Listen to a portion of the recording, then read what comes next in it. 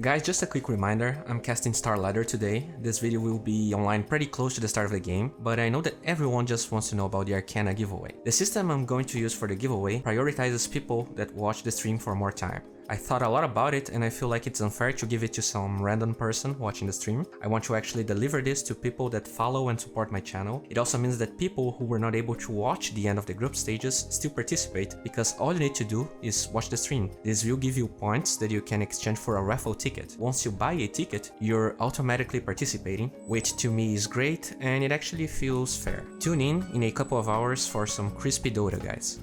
Hey guys, D.Bowie here, and this is things I learned with Fear's Ursa. We're going to focus in the laning phase in this video because this is probably one of the best showings of lane control and lane harass I've seen in a while. In this video, Fear is against an Abaddon offlane, a very annoying hero that fortunately for Fear is not so good against Ursa. Well, I want to praise and suck Fear's dick during this video, but since this is a high MMR game, you can't forget to give kudos to these supports. Abaddon can be a very strong offlaner, but he is very reliant on the early levels. He's kinda like Necrophos offlane. He sucks at level 1, but leave him alone during 4 minutes and depending on the matchup, you're going to have a bad time. So great positioning from both Io and Ogre. After that kill, as Ogre and Io pull to reset the creep wave, pay attention how Fear kites the creeps. He's not trying to take them down by himself. Even though he could, he will just lose too much HP, he uses regen and buys time until more creep waves arrive. As a hard carry, a lot of players rely completely on their supports to zone offlaners, and in this specific matchup, and many others, you can do it by yourself. Look how he times the last hit with going after Abaddon, meaning he has enough time until another creep is close enough to be taken down. All of that, combined with him going Boots and Orb of Venom, makes it impossible for Abaddon to stay close to the creeps, and Fear can farm while denying all of that gold from the offlaner. Fear's laning is pristine to say the least. As he goes back to the creep wave, pay attention how he maintains the equilibrium as close to the tower as possible by standing there to get the last hit. He knows there are 2 ranged creeps there and he will be able to equalize it once again. He can see Abaddon in the minimap, so to completely deny experience from him, he goes closer to the ranged creep since no enemy creep is about to die, and by playing like this, his supports can roam the entire map with no fear. A lot of hard carry players, when they are against a matchup that doesn't really try to kill them, they just leave the offlaner doing whatever he wants, since they are happy as long as they have farm. As you increase in MMR, you really need to consider whether your 1 vs 1 matchup allow you to zone the enemy, because getting perfect CS, as Fear is doing here, while also zoning the enemy offlaner completely, is just galaxies beyond trading farm with him. Again, pay attention how he slightly tanks the enemy creeps until his own creep wave is about to come, guaranteeing the best creep equilibrium possible.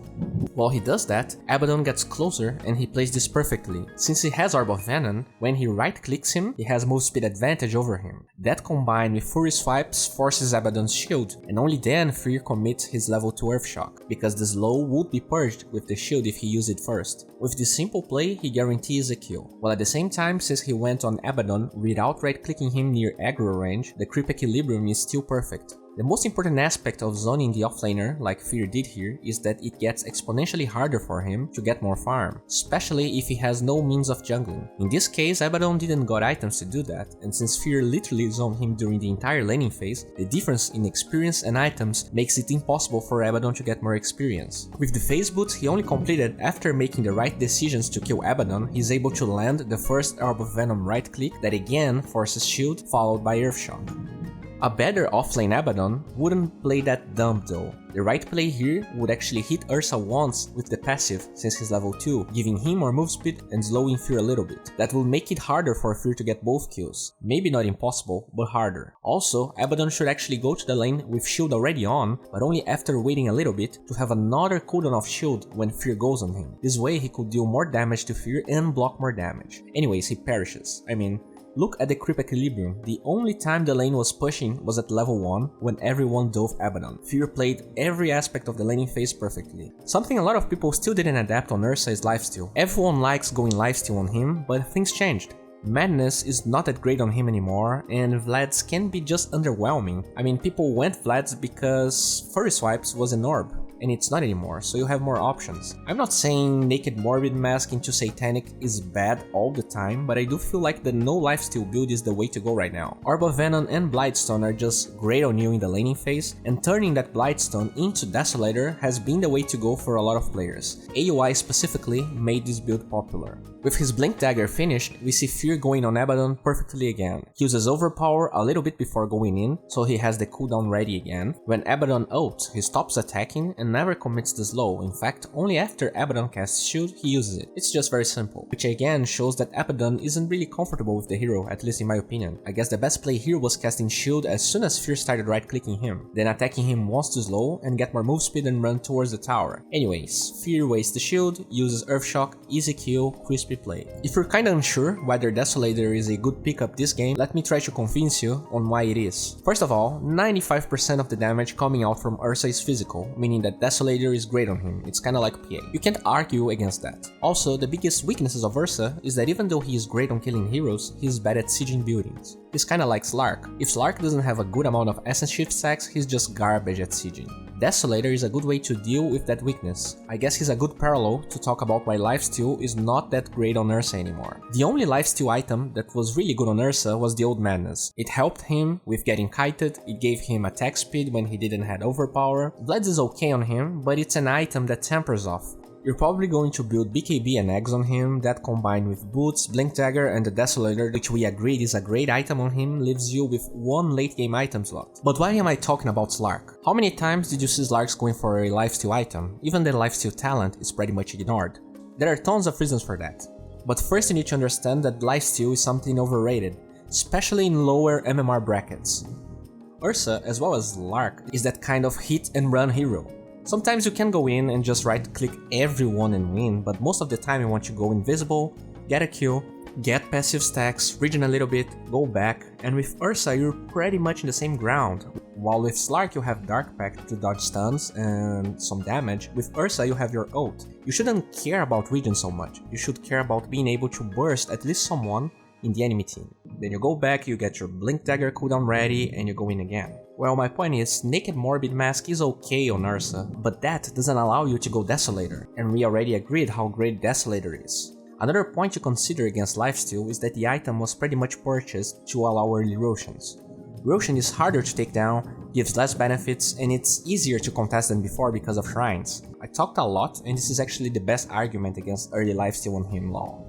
You kinda need to take the tier 1s before attempting Roshan, and even that's risky, so Desolator allows you to pull off those Blink into Enrage takedowns easier, allowing you to get towers, and then you can go for Roshan. Try to think like this, you don't need lifesteal if you're initiating with full HP and exploding a hero, you understand? After you explode a hero, you don't need to join the fight, you just get back a little bit and initiate again. At least this is the ideal way of playing. There are two things I want to mention here. The first one is him selling Orb of Venom before Stealth Shield. I feel like a lot of melee heroes severely overlook how strong damage block is important when you're diving tons of creep waves, towers, and etc. And I mean, he's going Desolator as well. That combined with him having Blink Dagger and pretty much Eternal Slow, thanks to Earthshock's low cooldown, makes Stealth Shield being more important than Orb of Venom. A little bit after him selling the item, we can see how Desolator is strong with Ursa. Ursa has a lot of burst DPS, and while Free Swipes is what makes the hero really strong, it doesn't mean that extra damage is bad on him. So combining the minus armor from Desolator with the extra damage talent and the physical damage that comes from Free Swipes makes Ursa even more potent. When X gets a call on Weaver, they explode her even with the aid of Abaddon, without Ursa even committing his ult. Well, I talked about item slot problems with Ursa, so let's take a look in another problem he has. This fight here showcases many of the problems Ursa faces in the mid to late game. So to be honest, Fear gets a little bit juked by Leshrac. Radiant's top tower is under attack.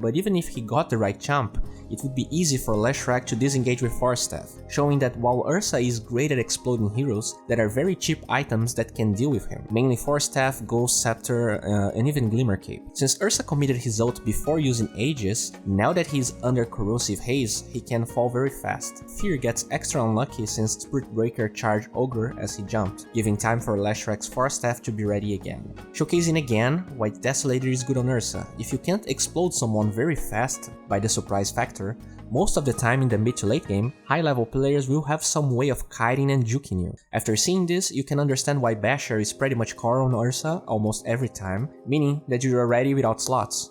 Just talked about slots, I hope you still remember that. Considering Basher got nerfed damage-wise, if you go Vlad and Basher, your DPS is way lower than with this build right here.